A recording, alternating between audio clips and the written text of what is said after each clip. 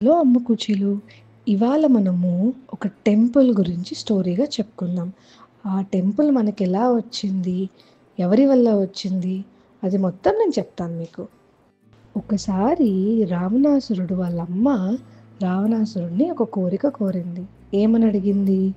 శివుడి యొక్క ఆత్మలింగం కావాలి అని చెప్పి. ఇక్కడ ఆత్మలింగం అంటే ఎనర్జీ. మనందరిలోనూ ఎనర్జీ ఉంటుంది కదా! అలాగే శివుడిలో కూడా ఒక ఎనర్జీ ఉంటుంది. ఆ మొత్తం ఎనర్జీ కావాలి అని చెప్పి రావణాసురుడు వాళ్ళ అమ్మ అడిగింది. మరి మన అమ్మ అడిగితే మనం చేస్తాం కదా! అలాగే రావణాసురుడు కూడా ఘోర తపస్సు చేశాడు. ఓం నమ శివాయ, ఓం నమ శివాయ అని చెప్పి శివుడి కోసం తపస్సు చేస్తూనే ఉన్నాడు. ఈ ప్రాసెస్లోనే రావణాసురుడు శివతాండవ స్తోత్రం ఫస్ట్ టైం పాడాడు. అలా మనకి ఒక మంచి స్తోత్రం వచ్చింది. ఆ స్తోత్రం గురించి మనం తర్వాత చెప్పుకుందాం. నెక్స్ట్ ఏమైంది? ఇంకా శివుడు ఆ శివతాండవ స్తోత్రంకి ఇంప్రెస్ అయ్యి రావణాసురుడి దగ్గరికి వచ్చి, నీ తపస్సుకి నేను మెచ్చాను, నీకేం కోరిక కావాలి, నీకేం కోరిక ఉంది అని చెప్పి అడుగుతాడు. అప్పుడు వెంటనే రావణాసురుడు, శివయ్య నాకు నీ ఆత్మలింగం కావాలి, మా అమ్మ అడిగింది అని చెప్పి. వన్స్ మనం మాట ఇచ్చేశాక వెనక్కి తీసుకోలేము కొన్ని సిచ్యువేషన్స్లో. అలాగే ఇక్కడ శివుడు ఏం చేశాడు? నీకు కావాల్సిన కోరిక నేను తీరుస్తాను అన్నాడు. ఇప్పుడు తన ఆత్మలింగాన్ని అడుగుతున్నాడు. సో శివుడు ఏం చేశాడు? బాగా ఆలోచించి, సరే ఇస్తాను, నాలో ఉన్న ఆత్మలింగాన్ని నీకు ఇస్తాను, కానీ ఒక కండిషన్. ఏంటి ఆ కండిషన్ అంటే, పొరపాటును కూడా నువ్వు ఈ ఆత్మలింగాన్ని భూమి మీద పెట్టకూడదు. ఒకవేళ పెడితే ఆ ఎనర్జీ తీసుకోలేక భూమి లోపలికి వెళ్ళిపోతుంది అని చెప్పి, ఆ కండిషన్ ఓకే అయితే నేను ఆత్మలింగాన్ని ఇస్తానన్నాడు. రావణాసురుడు కూడా సరే అలాగే చేస్తాను, భూమి మీద ఎక్కడా పెట్టను, లంకకి వెళ్ళేంత వరకు అంటాడు. ఇంకా దేవతలందరికీ భయం స్టార్ట్ అయింది. ఎందుకు? ఆత్మలింగం అంటే మామూలు ఎనర్జీ కాదు, చాలా ఎనర్జీ ఉంది. అలాంటిది ఒక బ్యాడ్ బాయ్ దగ్గరికి వెళ్ళిపోతుంది. ఇక్కడ రావణాసురుడు చాలా బ్యాడ్ బాయ్ కదా, ఒక బ్యాడ్ బాయ్కి మనం పవర్ ఇస్తామా? ఇవ్వం కదా. అలానే ఇంకా దేవతలందరూ భయపడుతూ ఉన్నారు. ఈలోపు విష్ణుమూర్తి ఏం చేశాడు? ఎప్పుడన్నా గుర్తుపెట్టుకోండి, మనకి ఏం ఆపద వచ్చినా అంటే ఏం కష్టం వచ్చినా విష్ణుమూర్తి ద ప్రొటెక్టర్, ఏదో ఒక రూపంలో వచ్చి మనల్ని ప్రొటెక్ట్ చేస్తూ ఉంటాడు. అలాగే ఇక విష్ణుమూర్తి ఏం చేశాడు? వినాయకుడి దగ్గరికి వెళ్ళి ఒక ఐడియా ఇచ్చాడు. శివుడి యొక్క ఆత్మలింగాన్ని జాగ్రత్తగా తీసుకొచ్చే రెస్పాన్సిబిలిటీ వినాయకుడిదే కదా, ఎందుకంటే వాళ్ళ అబ్బాయి కాబట్టి.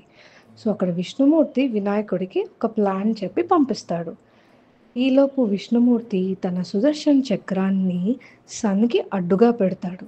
ఎందుకు?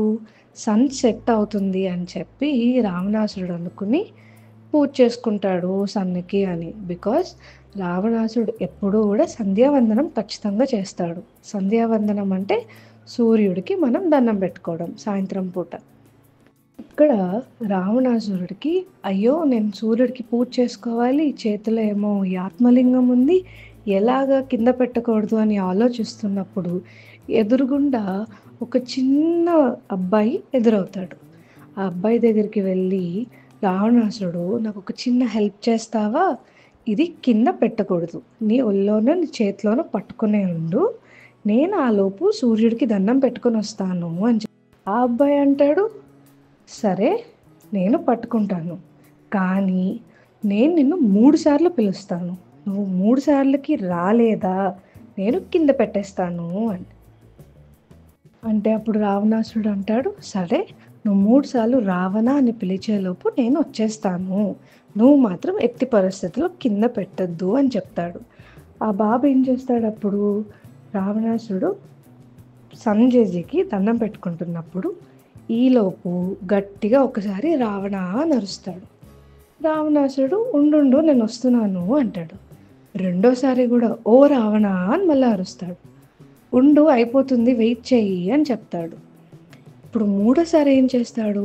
రావణాసురుడికి వినిపించకుండా చాలా చిన్నగా ఓ రావణ అంటాడు. మూడోసారి రావణాసుడికి వినిపించలేదు.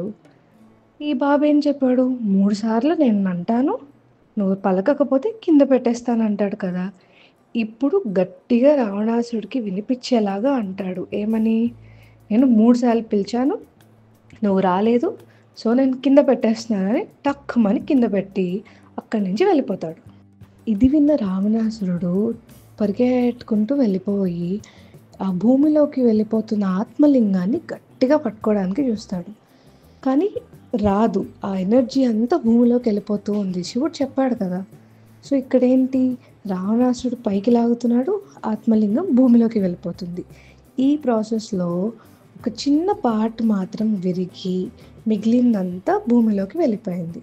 ఆ విరిగిన పార్ట్ ఎలా ఉంటుంది, ఆవు ఒక్క చెవిలాగా ఉంటుంది. ఇప్పటికైనా అర్థమైందా అది ఏం ప్లేసు అని? అది గోకర్ణ. గోవుని గో, కర్ణ అంటే చెవి, సో గోకర్ణ. ఇది కర్ణాటకలో మ్యాంగ్లూర్ దగ్గర ఉంది. అండ్ ఆ చిన్ని బాబు ఎవరో కాదు, బుజ్జి వినాయకుడే. రావణాసు చేసిన ప్రయత్నం చూసి శివుడు భూలోకంకి వచ్చి, రావణ నువ్వు చాలా ట్రై చేసావు, కానీ నీకు ముందరే చెప్పా కండిషన్ ఇది అని. కానీ ఏం పర్వాలేదు, ఏం జరిగినా మంచికే, ఇది నా ఆత్మలింగం ఇక్కడ ఉంది కాబట్టి ఇక్కడ నుంచి దీని పేరు భూ కైలాస్ అని. రావణాసురుడు ఏం చెప్తాడు, రావణాసురుడు నేను ఇంకొక పేరు ఇస్తాను, ఇది మహాబలేశ్వర్, ఎందుకంటే అమితమైన బలమున్న ఆత్మలింగం అని చెప్పి. సో మహాబలేశ్వర్, గోకర్ణ ఇవన్నీ చాలా ఫేమస్ టెంపుల్స్. ఇక్కడ ఈ టెంపుల్లో వినాయకుడు కూడా ఒక చిన్ని బాబులాగే ఉంటాడు ఈ గోకర్ణ టెంపుల్లో. ఇంతకీ మీరు చెప్పండి, మీకంటూ ఒక పవర్ వస్తే అది ఎలా వాడతారు? ఇక్కడ రావణాసురుడు చాలా సెల్ఫిష్, అతనికి ఆ పవర్ ఇవ్వడం కరెక్ట్ కాదు. అందుకే విష్ణుమూర్తి, వినాయకుడు ఇలా ప్లాన్ చేశారు. మరి మీకంటూ పవర్ వస్తే దాన్ని ఎలా వాడతారు?